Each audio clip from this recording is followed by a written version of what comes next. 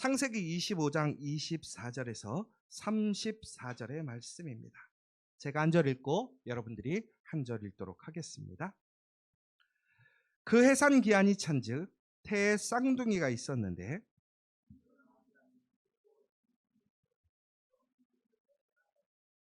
후에 나온 아우는 손으로 에서의 발꿈치를 잡았으므로 그 이름을 야곱이라 하였으며 리브가가 그들을 낳을 때에 이삭이 60세였더라.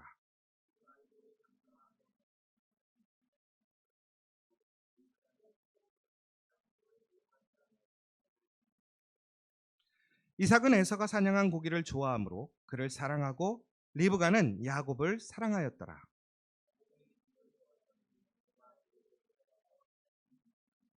야곱에게 이르되 내가 피곤하니 그 붉은 것을 내가 먹게 하라 한지라. 그러므로 에서의 별명은 에돔이더라. 에서가 이르되 내가 죽게 되었으니 이 장자의 명분이 내게 무엇이 유익하리요.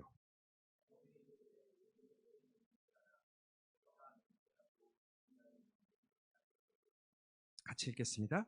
야곱이 떡과 팥죽을 에서에게 주매 에서가 먹으며 마시고 일어나 갔으니 에서가 장자의 명분을 가볍게 여김이었더라. 아멘. 여러분 2023년 이제 한 달 남았습니다. 여러분들 2023년 여러 가지 계획과 또 여러분들의 최선의 방법으로 살아왔을 줄 믿습니다. 여러분 그런데 그것에 대한 열매는 어떠십니까? 여러분들이 쓰시던 여러분들이 힘썼던 그 방법이 잘 통하셨습니까? 아마 어떤 사람들은 좋은 열매 혹은 풍성한 열매를 거두신 분들도 있을 것이고 그렇지 못하신 분들도 있을 것입니다. 그런데 여러분 만약에 우리가 사용하는 그 방법들이 잘 이루어지지 않았다면 여러분들은 2024년에도 동일한 방법으로 살아가시겠습니까? 아니면 방법을 바꾸시겠습니까? 대부분의 많은 사람들은 자신이 선호하는 방법이 있습니다.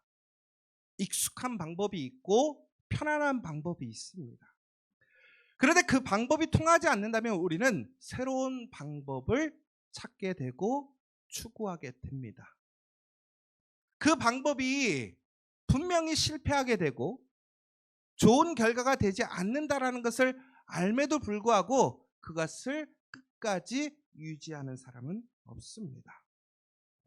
그런데 여러분 2023년 여러분들이 2022년과 비교했을 때에 여러분의 삶 속에 잘 통하지 않았던 그 방법들을 이어오신 2023년이셨습니까? 아니면 새로운 방법으로 새롭게 도전하시고 만들어갔던 한 해였습니까?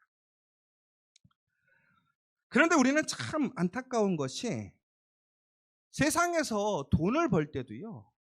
그 방법이 안 된다고 생각하면 방법을 바꾸는데요. 우리 인생의 태도와 방법에 대해서는 바꾸지 않는 일들이 얼마나 많은지 몰랍니다. 오늘 그러한 이야기들을 우리는 오늘 본문을 통해서 보게 됩니다. 오늘 특별히 이삭은 2명의 아들을 낳게 됩니다. 한 명은 에서이고 한 명은 야곱입니다. 그런데 둘은 쌍둥이라고 되어 있습니다. 근데 쌍둥이임에도 불구하고 상당히 다른 모습을 가지고 있습니다. 그래서 일란성이라기보다는 이란성이지 않았을까라고 생각되어집니다. 왜 그러냐면 에서는 붉고 전순이 털옷 같았다라고 되어 있습니다. 그러나 야곱은 매우 여자 같고 또 이쁘장하게 태어났다라고 생각되어집니다. 그런데 보통 이 에서가 전신이 붉고 털옷 같았다고 하는 것은 매우 강력한 남자를 상징하는 것이고 그 시대로 이야기하자면 상남자라고 이야기할 수 있습니다. 남자다운 것이고 잘생겼고 힘이 있는 사람입니다. 그러니까 그 시대에 매우 인정받을 수 있는 달란트를 가지고 재능을 가지고 태어난 사람이 바로 에서라는 것입니다. 그러나 반대로 야곱은 그 시대에서 선호되지 않는 사람입니다. 그 시대에서 인정받지 못하는 능력을 갖고 있는 사람이었던 것이죠. 그런데 이 두 형제가 엄마의 뱃속에서부터 매우 갈등을 갖고 싸우게 됩니다. 그래서 리브가는 하나님께 나아가서 기도를 하게 되었고 그 이유를 알게 되었지요. 바로 하나님께서는 그 안에 두 민족이 있다라고 이야기를 하셨습니다. 그러니까 하나로서가 아니라 서로 간에 서로의 나라를 만들어갈 운명으로 계속해서 갈등과 싸움을 겪게 된다라는 이야기입니다. 바로 그렇게 되면서 존국에는 창세기 25장 23절에 보면 이렇게 나와 있거든요. 여호와께서 그에게 이르시되 두 국민이 내 태중에 있구나. 두 민족이 내 복중에서부터 나누이리라. 이 족속이 저 족속보다 강하겠고 큰 자가 어린 자를 섬기리라 하셨더라.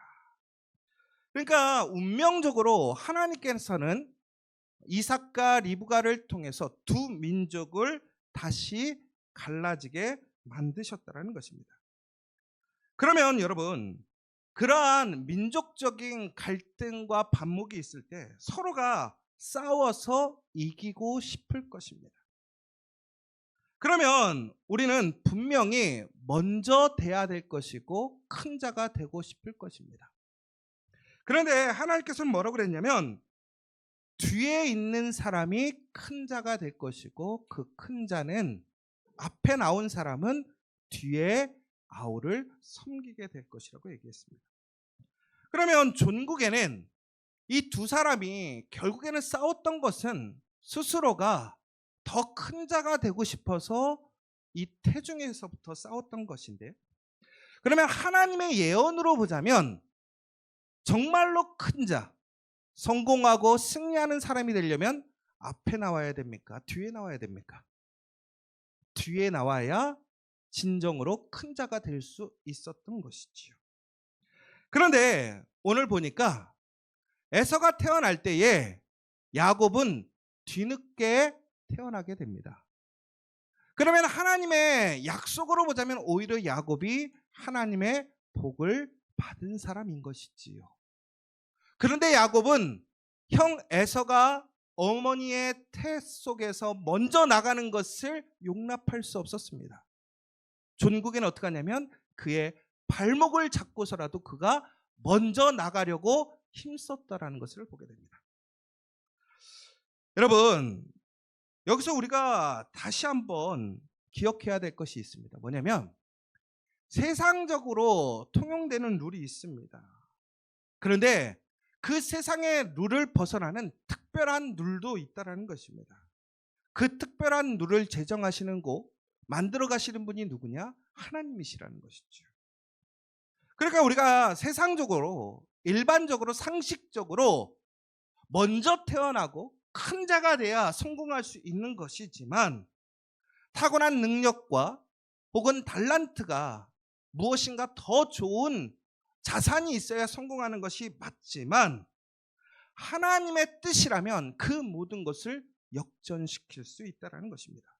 반대로 늦게 태어나고 재능이 없고 혹은 부족할지라도 하나님께서 선택하시고 하나님이 인도하시면 그 사람이 큰 자가 될 수 있고, 아무리 큰 능력을 가지고 있고 먼저 태어나고 큰 자가 되었어도 그 사람은 세상적으로 성공할 수 없을 수도 있다는 것입니다.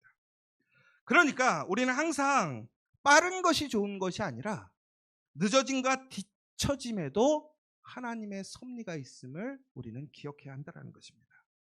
더 나아가서는 나에게 주어진 것, 나에게 약속되어진 것을 내가 빼앗겨도 그것 안에는 또한 하나님의 선한 섭리가 있다는 것을 우리는 인정할 수 있어야 된다는 것입니다. 그래서 우리는 이 에서와 이 야곱의 이야기를 통해서 다시 한번 우리가 알 수 있는 것은 뭐냐면 우리 인생 가운데서 우리는 누구에게도 양보하지 않으려고 합니다. 손해보지 않으려고 합니다. 이기려고 합니다. 왜 그렇습니까? 이겨야, 가지고 있어야 내가 살 수 있다고 생각하니까요. 그러나 여러분, 우리는 길을 쓰고 어떠한 방법을 써서라도 이기려고 하는 것이 그리스도인의 삶의 모습이 아니라는 거예요. 그리스도인은 세상 가운데 이기는 것이 그리스도인이 아니라 하나님의 말씀을 따라 살아가는 것이 그리스도인이라는 것입니다. 더 나아가서 우리가 하나님의 말씀을 모른다면 어찌 됐든 간에 남의 발목을 붙잡아서라도 내 삶을 지키고 나의 것을 지켜가고 남의 것을 빼앗아서 살려고 하는 것이 아니라 온전하게 하나님을 신뢰하고 기다릴 수 있는 것이 믿음의 사람이라는 것입니다. 왜 그러냐면 하나님은 우리를 위해 가장 좋은 것을 예비하셨기 때문에 그렇습니다. 여러분 기억하시기 바랍니다. 오늘 말씀을 보면 에서는 상당히 능력 있는 사람이고 타고난 재능이 많은 사람입니다. 사람들에게 인정받았던 사람입니다. 그러나 중요한 것은 세상 속에서 그러한 능력이 없고 인정받지 못할지라도 우리가 하나님의 선택이 있다면, 하나님의 계획이 있다면, 약속이 있다면 그 사람은 그 모든 역경과 부족함을 이겨내게 되어 있다는 것입니다. 그런데 중요한 것은 여기에는 여러분들을 하나님께서 바로 그 야곱과 같이 하나님은 여러분을 선택하셨다는 것입니다. 여러분들은 분명히 뛰어나지 못하고 탁월하지 못하고 지금도 끊임없이 많은 문제와 어려움을 발생시키는 사람일 수 있습니다. 그러나 더 중요한 것은 바로 그러한 사람임에도 불구하고 하나님이 여러분과 함께 하시고 여러분들을 선택하시고 여러분들을 지명하셨기 때문에 여러분들은 하나님의 놀라운 약속이 있다라는 사실입니다. 그러면 여러분 두려워하지 마시고 또한 세상의 방식으로 살아가지 마시고 철저하게 하나님을 신뢰하고 믿고 나아가는 저 여러분 되시기를 간절히 소망합니다. 그런데 하나님을 믿을 수 없는 사람들은 자신 스스로 살아야 하기 때문에 치열하게 사는 거예요. 사람의 발목을 잡고서라도 이겨야 하는 거예요. 여러분, 이 세상을 살아가는 게 쉽지 않습니다. 여러분 아시죠? 세상이 만만치 않아요. 무서워요.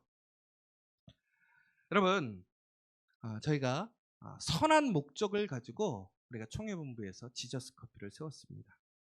그리고 이제 우리 와플대학이 그 목적을 더 잘 감당하기 위해 일하고 있습니다.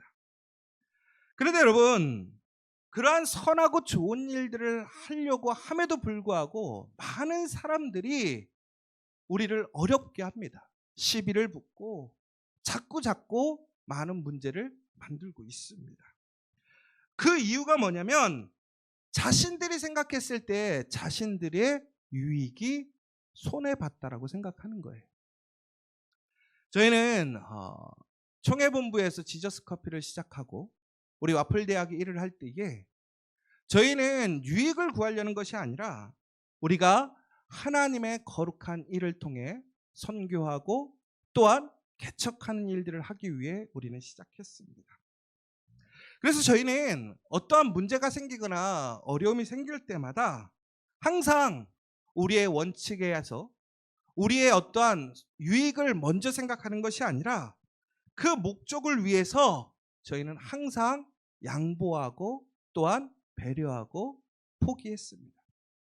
그런데 문제는 뭐냐면 그러다 보니까 자꾸 문제를 만드는 사람들이 있어요. 자신들의 유익과 생각들을 관철시키려고 하는 사람들이 있어요. 여러분, 그렇다면 우리는 어떻게 해야 될까요? 싸워야 될까요? 양보해 줘야 될까요? 어찌 보면 이삭의 지혜가 필요할 수도 있습니다.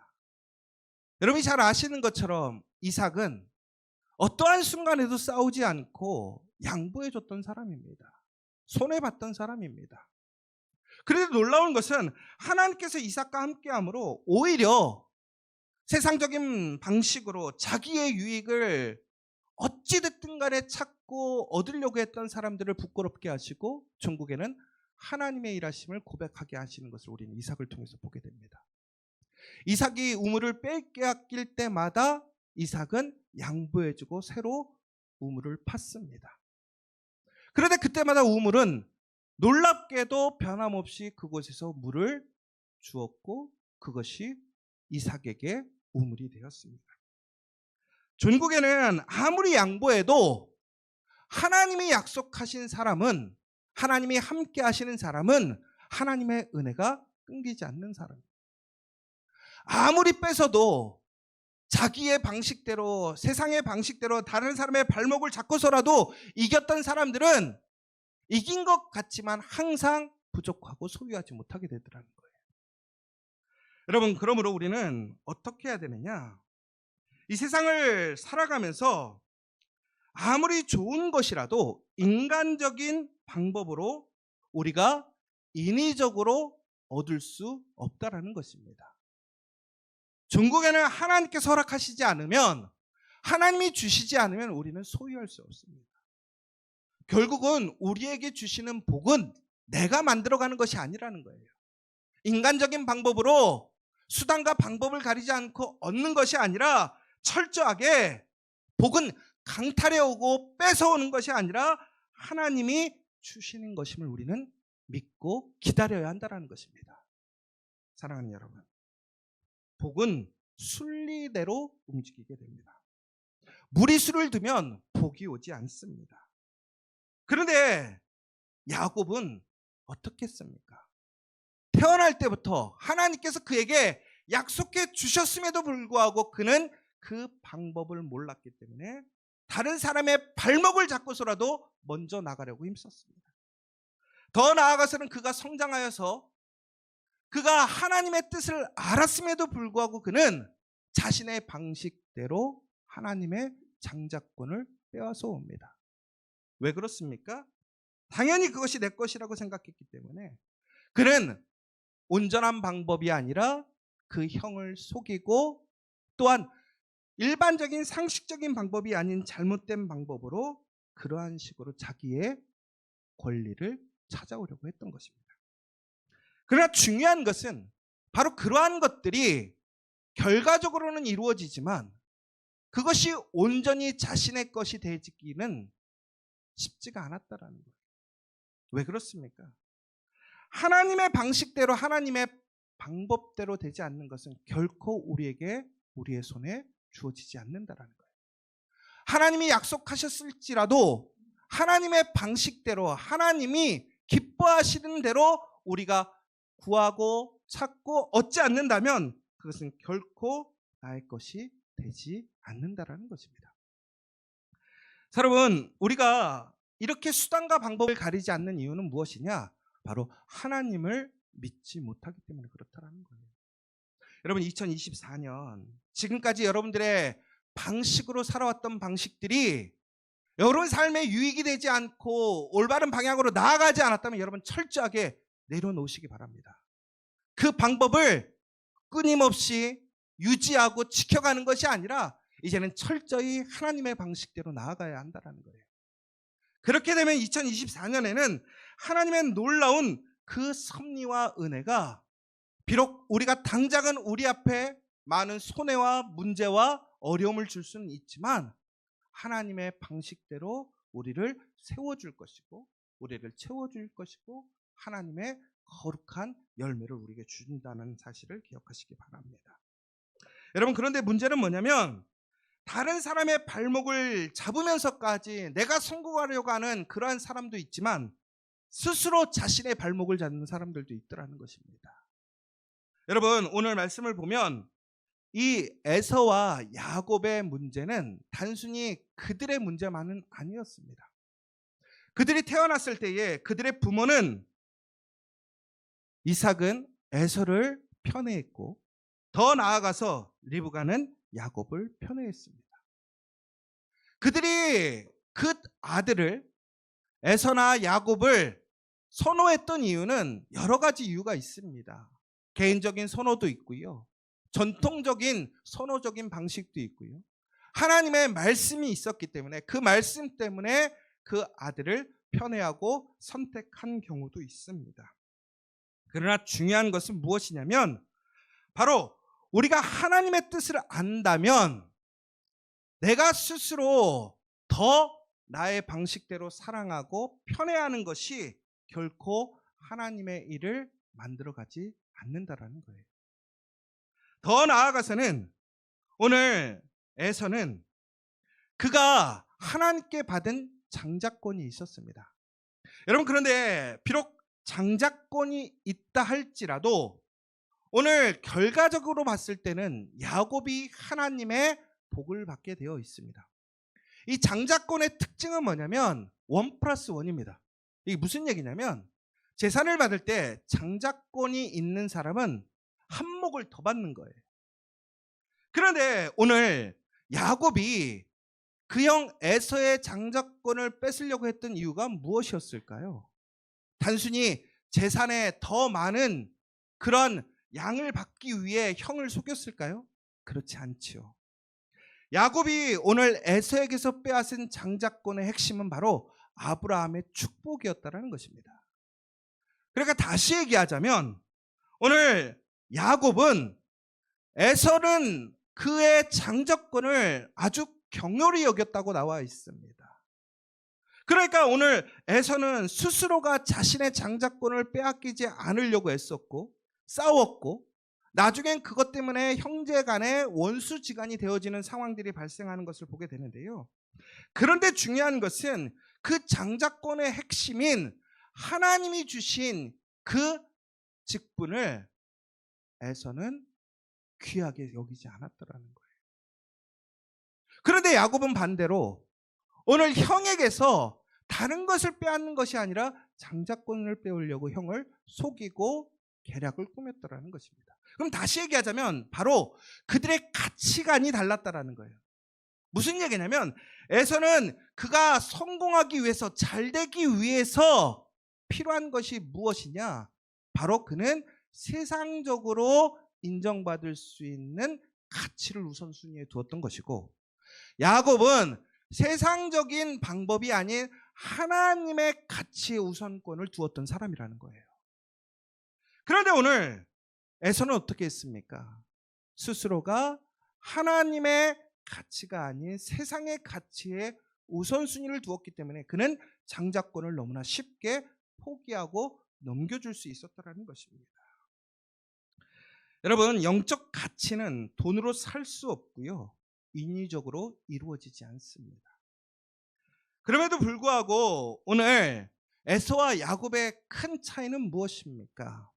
특별히 에서는 팥죽 한 그릇보다도 장자권을 귀하게 여기지 않았습니다. 그가 당장 지금 배고픈 것보다도 그는 장자권을 귀히 여기지 않았습니다. 여러분은 어떠십니까? 하나님께서 여러분들에게 주신 그 본분과 사명, 약속보다 여러분 지금 당장 나의 삶의 배고픔과 필요함이 그것보다 더 가치 있다고 여러분들은 생각하고 있지 않습니까?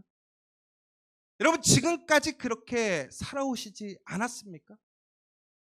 여러분 진심으로 하나님의 그 약속의 은혜를 누리려면 그 복을 누리려면 어떻게 해야 되느냐? 우리는 절대로 포기하지 않아야 될 것이 있어요. 양보하지 않아야 될 것이 있다는 거예요. 그것이 무엇입니까? 바로 하나님의 영적인 가치라는 거예요. 내 삶에 필요한 것이 있지요. 내 삶에 우선순위가 있어요. 급한 게 있어요. 문제가 있어요.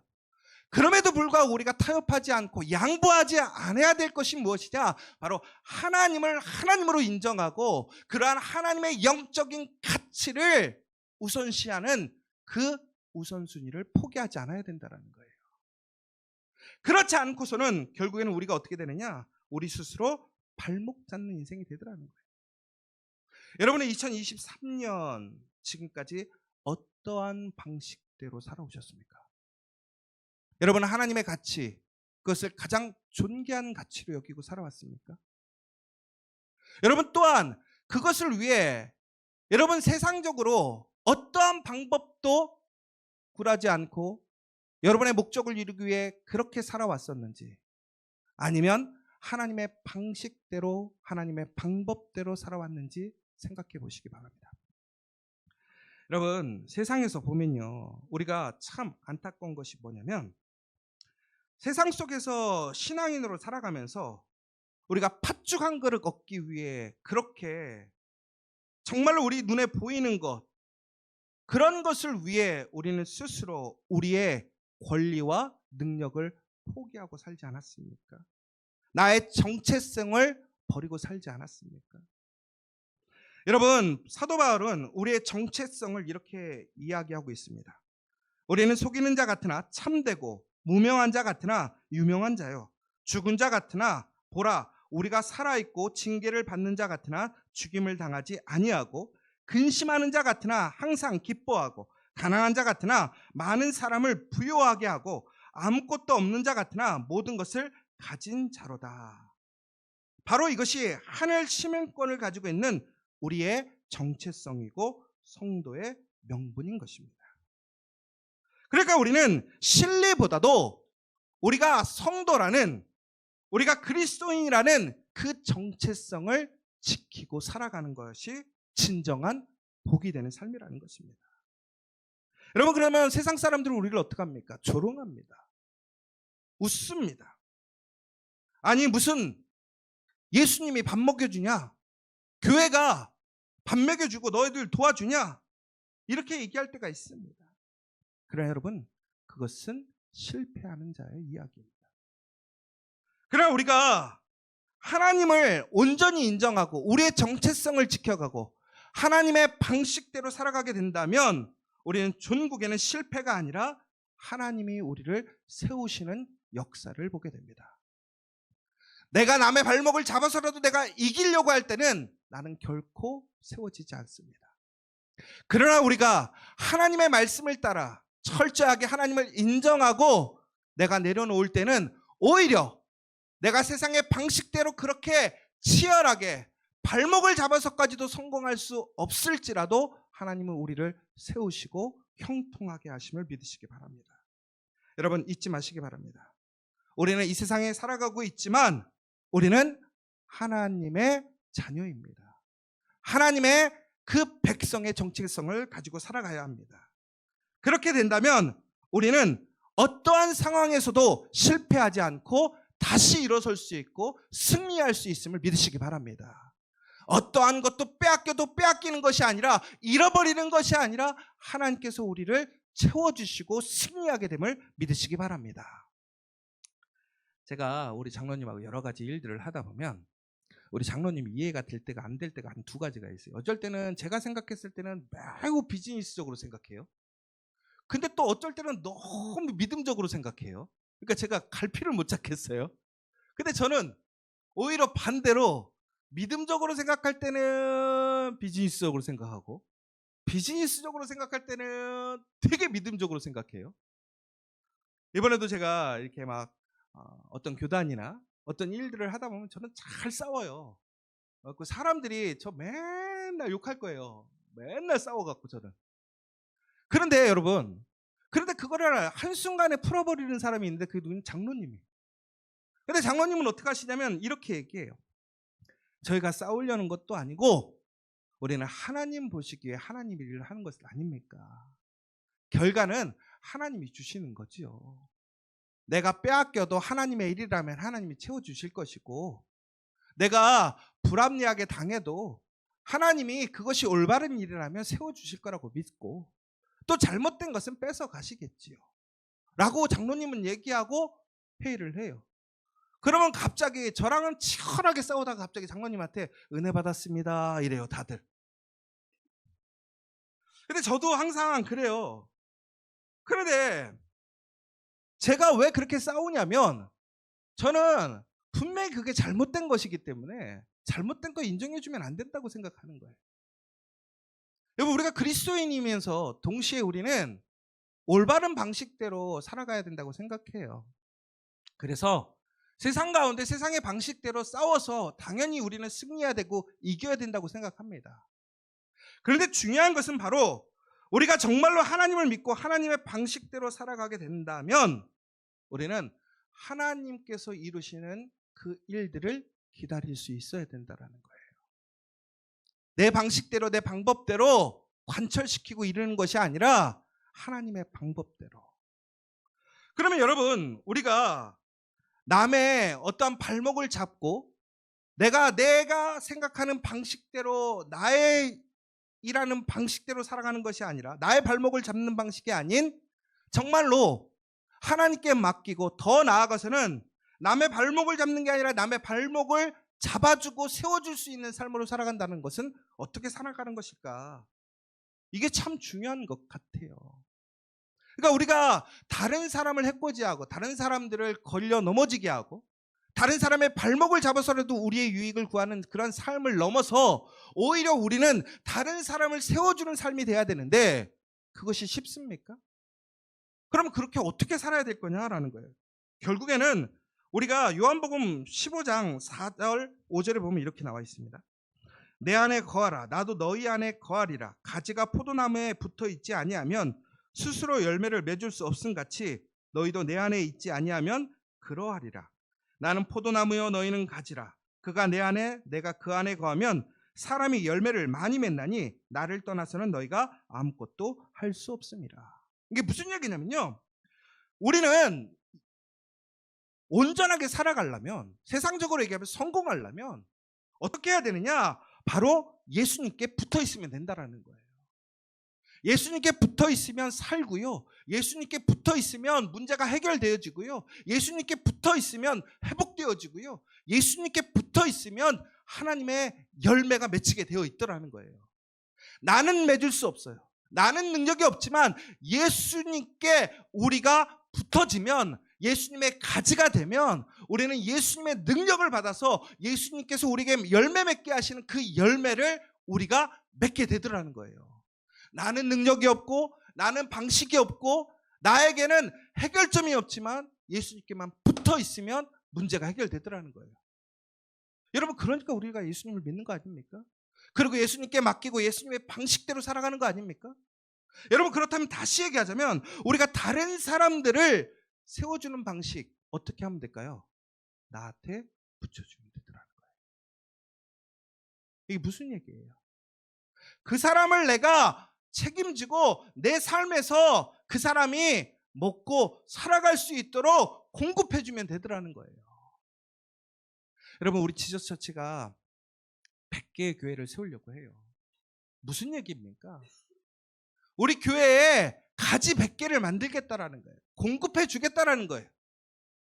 여러분, 그런데 우리 지저스 처치는 어디에 붙어 있어서 그렇게 일을 감당할 수 있을까요?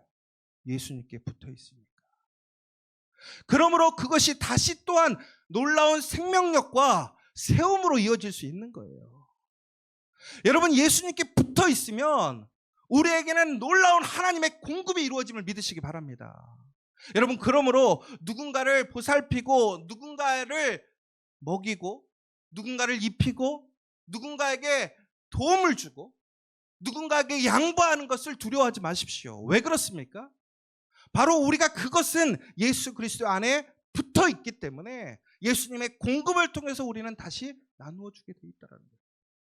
그런데 그 나눔의 통로가 된다는 것은 놀라운 것이, 바로 우리가 그것을 예수님께 받고 나누어 질 때 우리는 더욱더 건강해지고 더욱더 큰 열매를 맺게 되더라는 사실입니다.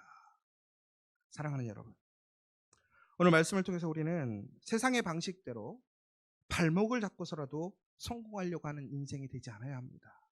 교회는 그러한 것이 아닙니다. 여러분, 그리스도인은 그러한 삶을 사는 것이 아닙니다.